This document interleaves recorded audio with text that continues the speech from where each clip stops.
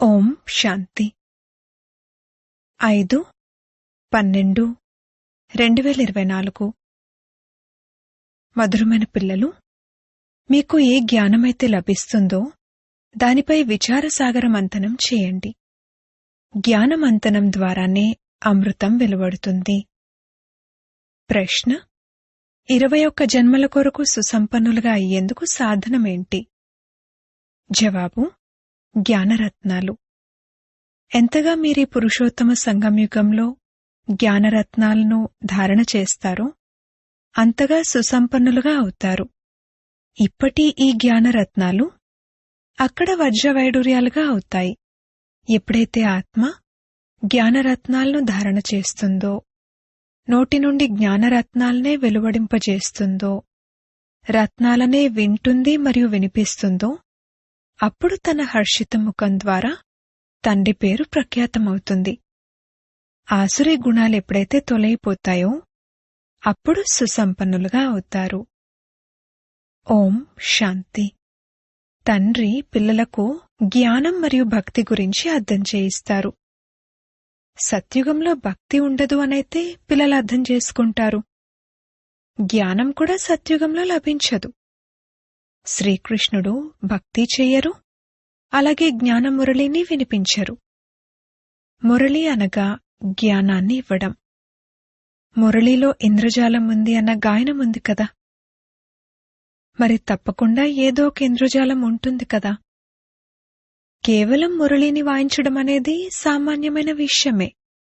ఫకీర్లు కూడా మురళిని వాయిస్తారు. కాని ఇందులో జ్ఞానం యొక్క ఇంద్రజాలం ఉంది. అజ్ఞానాన్ని ఇంద్రజాలమని అనరు. శ్రీకృష్ణుడు మురళిని వాయించేవారని మనుషులు భావిస్తారు. అతనికి ఎంతో మహిమ చేస్తారు. తండ్రి అంటారు, శ్రీకృష్ణుడైతే ఒక దేవత.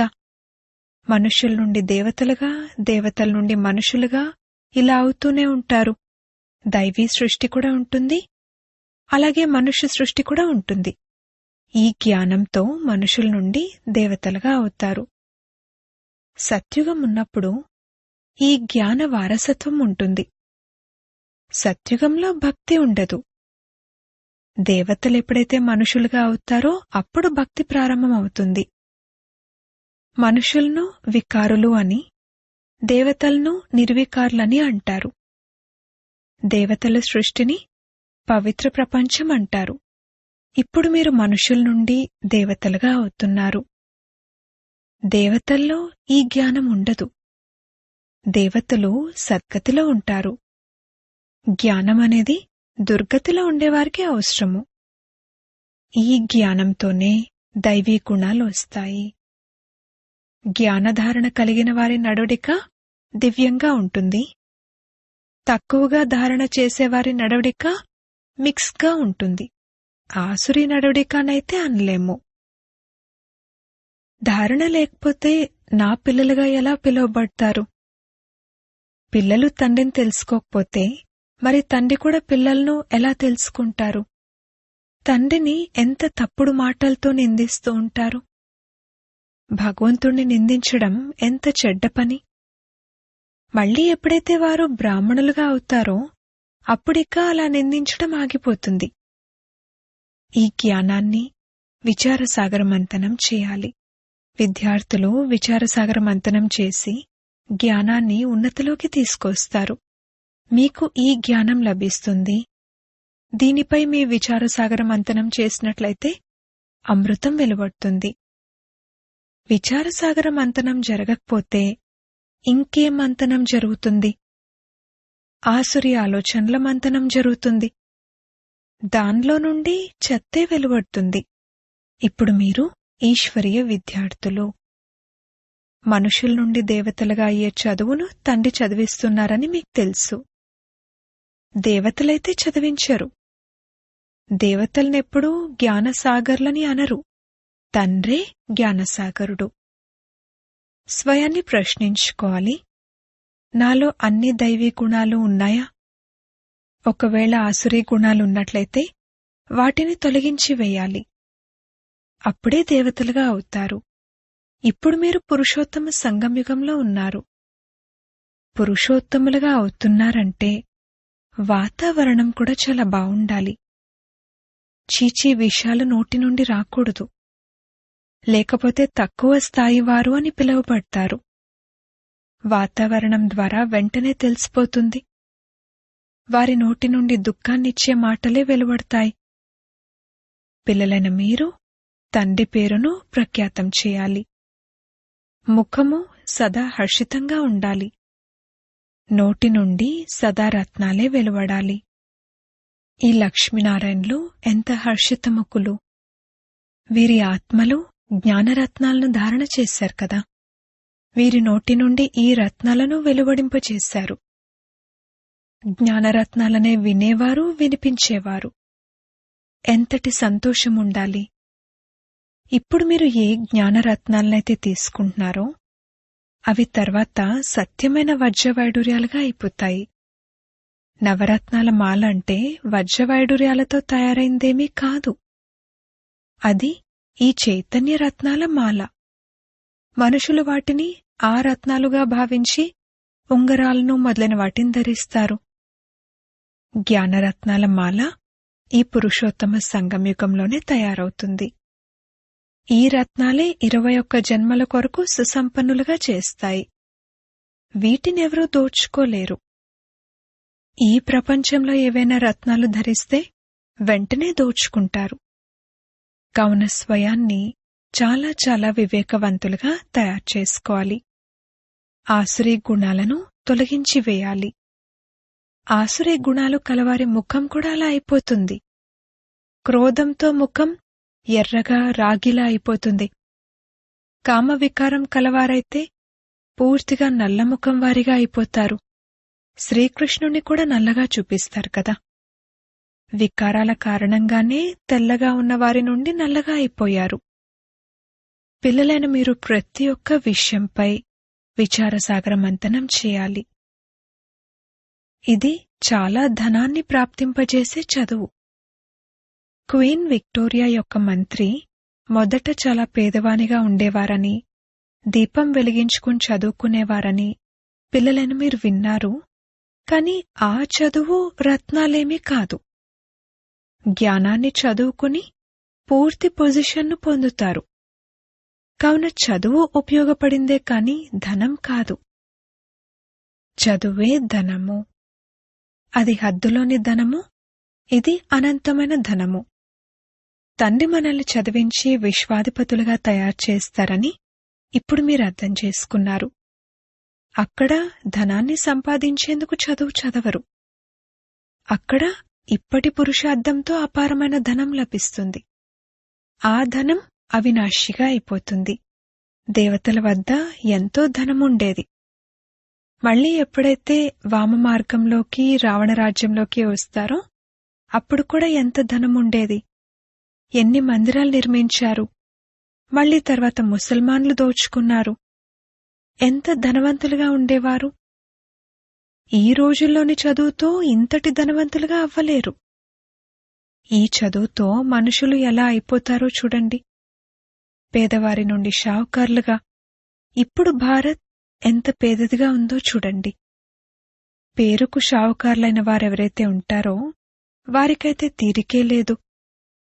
తమ ధనం, పొజిషన్ యొక్క అహంకారం ఎంతగా ఉంటుంది. ఇందులో అహంకారం మొదలైనవన్నీ అంతమైపోవాలి. మనము ఒక ఆత్మ. ఆత్మ వద్ద ధన సంపదలు, వజ్రవైడూర్యాలు మొదలైనవేవీ లేవు. తండ్రి అంటారు, మధురమైన పిల్లలు, దేహ సహితంగా దేహపు సర్వ సంబంధాలను వదలండి. ఆత్మ శరీరాన్ని వదిలితే ఇక ఆ తర్వాత సంపన్నత మొదలైనవన్నీ అంతమైపోతాయి. మళ్లీ ఎప్పుడైతే కొత్తగా చదువుకుంటారో, ధనాన్ని సంపాదిస్తారో అప్పుడు ధనవంతులుగా అవుతారు. లేదా దానపుణ్యాలు బాగా చేసి ఉంటే షావుకార్ల ఇళ్లల్లో జన్మ తీసుకుంటారు. ఇది గతకర్మల ఫలమనంటారు.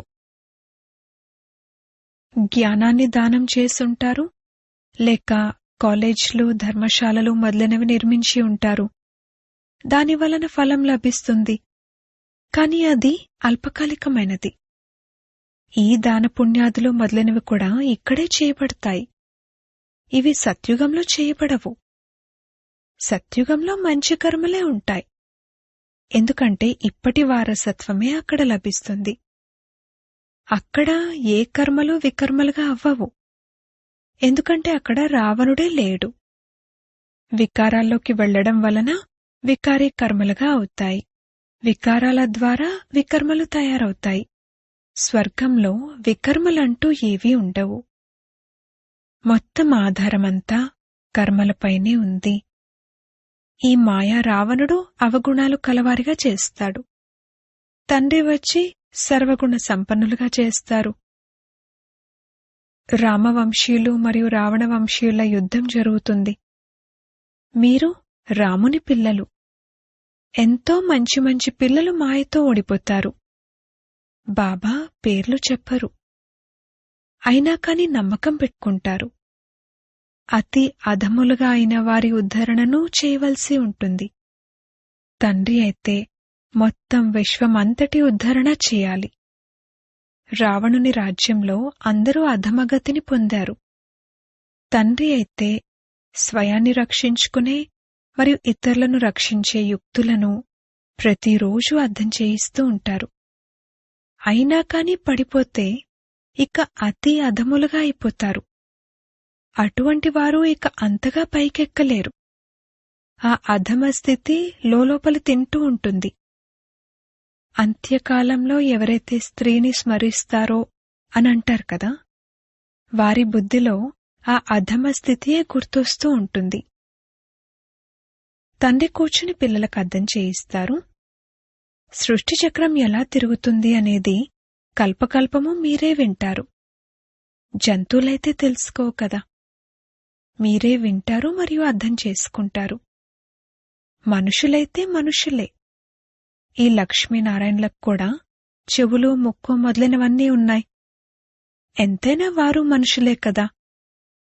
కాని దైవీ గుణాలున్న కారణంగా వారిని దేవతలంటారు. వీరు ఈ విధంగా దేవతల్లా ఎలా అవుతారు, మళ్ళీ ఎలా పడిపోతారు అన్న ఈ చక్రం గురించి మీకే తెలుసు. ఎవరైతే విచారసాగర మంథనం చేస్తూ ఉంటారో వారికే ధారణ జరుగుతుంది.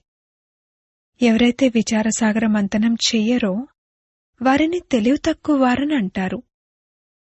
మురళి వినిపించేవారికి ఈ టాపిక్ పై ఇలా అర్థం చేయించాలి అని విచారసాగర మంథనం నడుస్తూ ఉంటుంది.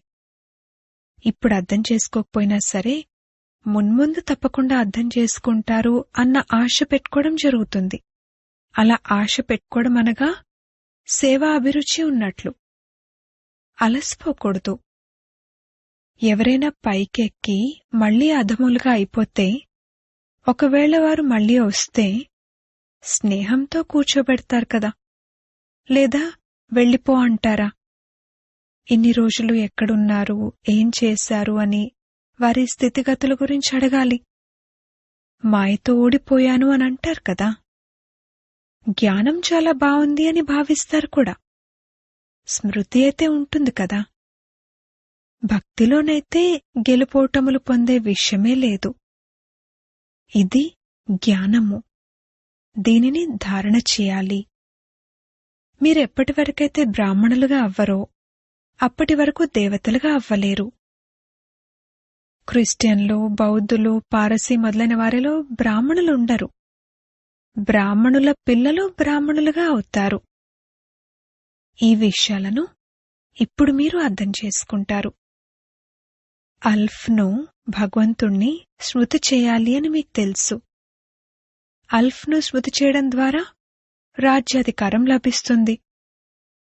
ఎవరైనా కలిసినప్పుడు అల్ఫ్ అల్లాను స్మృతి చేయండి అని చెప్పండి. అల్ఫ్నే ఉన్నతమైన వారు అని అంటారు. అల్ఫ్ వైపుకు వేలితో సైగ చేస్తారు. అల్ఫ్ సింధీలో నిటారుగా ఉంటుంది. అల్ఫ్ను ఒకటి అని కూడా అంటారు. భగవంతుడు ఒక్కరే. మిగిలిన వారంతా వారి పిల్లలు. తండ్రిని అల్ఫ్ అంటారు. తండ్రి జ్ఞానాన్ని కూడా ఇస్తారు. అలాగే తమ పిల్లలుగా కూడా చేసుకుంటారు. కావున పిల్లలైన మీరు ఎంతటి సంతోషంలో ఉండాలి.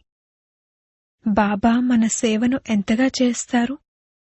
విశ్వాధిపతులుగా తయారు చేస్తారు. వారు స్వయం పవిత్ర ప్రపంచంలోకి రాను కూడా రారు. పావన ప్రపంచంలోకి వారిని ఎవరూ పిలవనే పిలవరు. పతిత ప్రపంచంలోనే పిలుస్తారు. పావన ప్రపంచంలోకి వచ్చి వారేమి చేస్తారు? వారి పేరే పతిత పావనుడు. కావున పాత ప్రపంచాన్ని పావనంగా తయారు చేయడం వారి కర్తవ్యం. తండ్రి పేరే శివ. పిల్లలను సాలిగ్రామాలంటారు. ఇరువురు పూజ జరుగుతుంది. కాని పూజ చేసేవారికి ఏమీ తెలీదు. కేవలం పూజ చేసే ఒక ఆచారాన్ని తయారు చేశారు. దేవీలకు కూడా ఫస్ట్ క్లాస్ అయిన వజ్రాలు ముత్యాల యొక్క మహళ్ళు మొదలైన వాటిని నిర్మిస్తారు, పూజిస్తారు. కాని అక్కడైతే మట్టితో లింగాన్ని తయారు చేస్తారు, కూల్చేస్తారు. తయారు చేయడానికి పెద్ద శ్రమ పట్టదు. దేవీలను తయారు చేయడంలో శ్రమించవలసి ఉంటుంది. శివుని పూజలో శ్రమేమీ ఉండదు. అన్నీ ఉచితంగా లభిస్తాయి. రాయి నీటిలో అరుగుతూ అరుగుతూ గుండ్రంగా అయిపోతుంది. పూర్తిగా అండాకారంగా చేసేస్తారు. ఆత్మ అండాకారంలో ఉంటుందని, అది బ్రహ్మతత్వంలో ఉంటుందని, అందుకే దానిని బ్రహ్మాండమని అంటారని కూడా చెప్తారు. మీరు బ్రహ్మాండానికి మరియు విశ్వానికి కూడా యజమానులుగా అవుతారు. మొట్టమొదట ఒక్క తండ్రి గురించి వివరణ ఇవ్వాలి. శివుణ్ణి తండ్రి అని అంటూ అందరూ తలుచుకుంటారు. అలాగే బ్రహ్మాను కూడా తండ్రి అంటారు. వారు ప్రజాపిత అనగా మొత్తం ప్రజలందరికీ పిత అవుతారు కదా. వారు గ్రేట్ గ్రేట్ గ్రాండ్ ఫాదర్. ఈ జ్ఞానమంతా ఇప్పుడు పిల్లలైన మీలో ఉంది. ప్రజాపిత బ్రహ్మ అని చాలామంది అంటారు, కాని యథార్థ రీతిగా ఎవరికీ తెలీదు. బ్రహ్మ ఎవరి సంతానం? పరంపిత పరమాత్మని సంతానమని మీరంటారు. శివ్ బాబా వీరిని దత్తత తీసుకున్నారు అనగా వీరు శరీరధారి అయినట్లే కదా. అందరూ ఈశ్వరుని సంతానమే. మళ్లీ ఎప్పుడైతే శరీరం లభిస్తుందో అప్పుడు ప్రజాపిత బ్రహ్మ ద్వారా దత్తత తీసుకోబడిన వారు అని అంటారు. ఇది ఆ దత్తత తీసుకోవడం కాదు. ఆత్మలను పరంపిత పరమాత్మ దత్తత తీసుకున్నారా? కాదు. వారు మిమ్మల్ని దత్తత తీసుకున్నారు. ఇప్పుడు మీరు బ్రహ్మ కుమార కుమారీలు. శివబాబా దత్తత తీసుకోరు. ఆత్మలన్నీ అనాది అవినాశి అయినవి. ఆత్మలందరికీ తమ తమ శరీరాలు తమ తమ పాత్రలు లభించి ఉన్నాయి. వాటిని అభినయించవలసిందే. ఈ పాత్రలన్నీ అనాదిగా అవినాశిగా పరంపరగా నడుస్తూ వస్తాయి. వాటికి ఆది అంత్యాలు ఉండవు. అచ్చా, మధురాతి మధురమైన సిక్కిలది పిల్లలకు మాతా పితా బాప్దాదాల ప్రియ స్మృతులు మరియు గుడ్ మార్నింగ్. ఆత్మిక పిల్లలకు ఆత్మిక తండ్రి నమస్తే. ధారణ కొరకు ముఖ్య సారము. మొదటి పాయింట్, తమ షావుకార్తనం, పొజిషన్ మొదలైన వాటి అహంకారాన్ని తొలగించివేయాలి. అవినాశీ జ్ఞానధనంతో స్వయాన్ని సుసంపన్నులుగా చేసుకోవాలి. సేవలో ఎప్పుడూ అలసిపోకూడదు. రెండవ పాయింట్, వాతావరణాన్ని బాగా ఉంచేందుకు నోటి నుండి ఎల్లప్పుడూ రత్నాలనే వెలువడింపచేయాలి. దుఃఖాన్నిచ్చే మాటలు వెలువడకూడదు. ఈ అటెన్షన్ పెట్టాలి. హర్షితముఖులుగా ఉండాలి. వరదానము.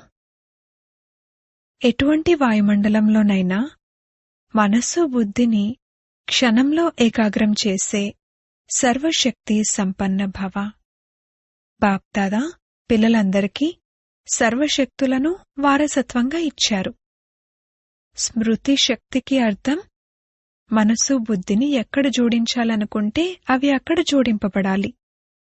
ఎటువంటి వాయుమండలం మధ్యలోనైనా మీ మనసు బుద్ధిని క్షణంలో ఏకాగ్రం చేయండి.